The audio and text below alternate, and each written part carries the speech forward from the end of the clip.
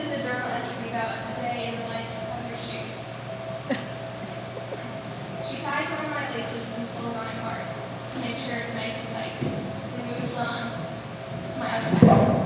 And squeaky clean, she always takes special time, okay, especially my Nike swoosh, the night before big games. And this, the championship, is a pretty big game. It's time, she mutters to me, as if I need to be told how important this is. She's 17 years old, and she can't stand to lose another championship, not her season yet. The buzzer sounds, and the game begins. Up and down the college court I pace, darting here and there. By the time 4 Harmony players have stepped on me, I'm not feeling so clean anymore. Thankfully, the coach calls the timeout, and I get to rest for 30 seconds. He retells them all the game plan, and then I'm back on the floor. No one normally pays much attention to the player's shoes, and in a game like this, shouldn't I get some credit? Halftime. She rubs her tired ankles and stares at the clock. We are up at this point, but not by much. Now it's the fourth quarter. I'm achy and worn out, and starting to feel it every time she goes for a rebound, every time she has for a loose ball. Foul shots, jumpers, assists. I'm there with her for each step of this game like I have been for every other game. And when the buzzer sounds, declaring us the winners, the champions for the first time in years, I'm there hopping up and down as she hugs her best friend, as the fans storm the court. I have helped when I get here, done my small part in getting that trophy in her hands, that grin on her face. That's enough for me.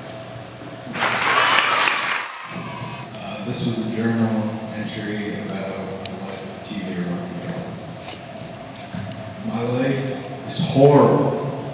I spend 90% of the time stuck between the stinky cushions of this stupid, ugly couch.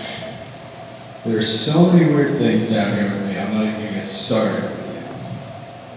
I would so rather be up on the coffee table, able to roam free in an open land. How I wish. This is a journal entry on a quote that Mrs. Lynch gave us. The quote is, "Normality is a fine idea for those who have no imagination." When I first saw this quote, I thought it was funny. But the more I thought about it, the more I disagreed with it. I realized everyone is normal in their own way. Our culture has set a standard for people, and that's what we call normal. The true definition of being normal is being yourself.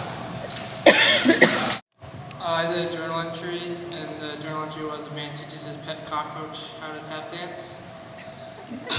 Hey honey, I know what I'm going to do today. I'm going to teach my pet cockroach how to dance. First I'm going to buy him some tap dancing shoes and a tap dance video for dummies.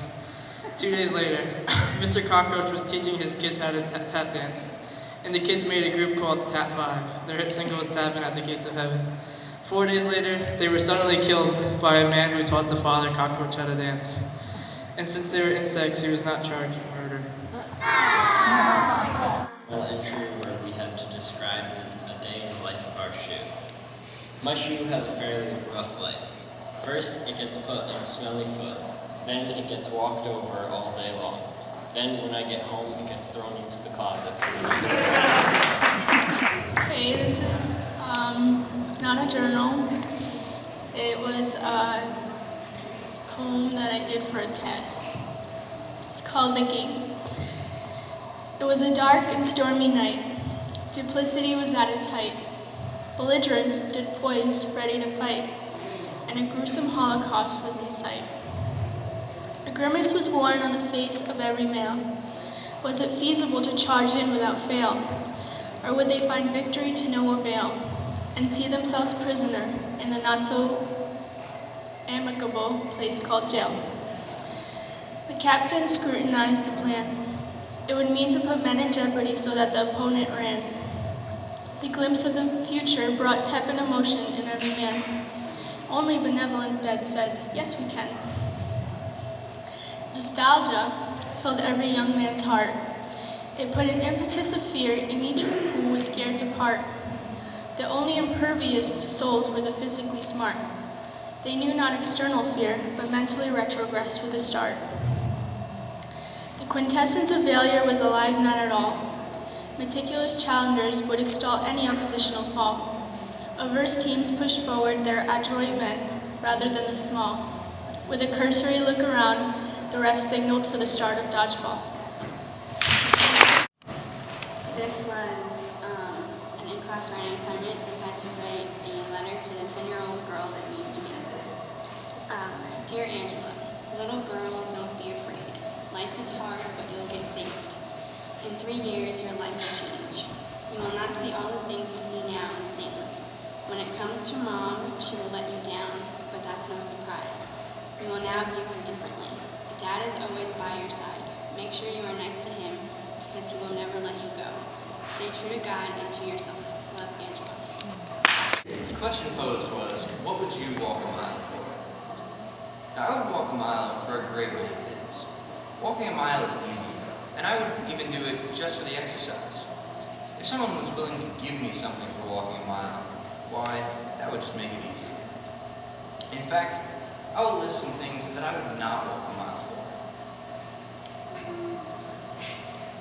3 hot dogs, a piece of paper, a piece of garbage, a soggy piece of paper, a pile of ash, an eraser, a small magnet, Yankees merchandise, coffee, soybeans, a blank CD, the book Cold Mountain, a shoelace, a shark in my bed, donuts that are over 3 days old, a stampede, an injury, a burned cabinet, another sister, broken goods, less than $1, pencil shavings, a spoon, medicine I don't need, being set on fire, squash soup, pistachio ice cream, rotten fruit, ants of the insect variety, half a bird's nest, half a bird,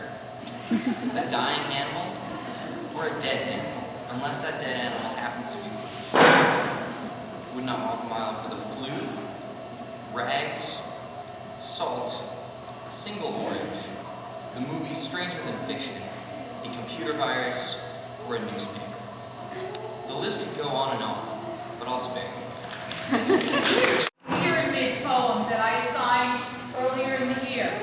There are several kinds of pyramid poems. This particular one had to have 1 syllable, then 2, then 3, then 4, then 5, and so on, all the way down to 20 syllables. Some kids chose to do 1 word, 2 words, 3 words, 4 words. Each student tweaked his poem according to his personality. This is Andy's rendition. Madhouse in my mind. I'm in a madhouse in my mind. When people look at me, I want to scream and cry. I need a break to my happy place where people don't stare at my face. This meaningless fear is in my mind. Everyone's eyes burning through my soul, making me speechless. I go into a daze, but when I'm off the stage, it's all well, and I'm back to myself.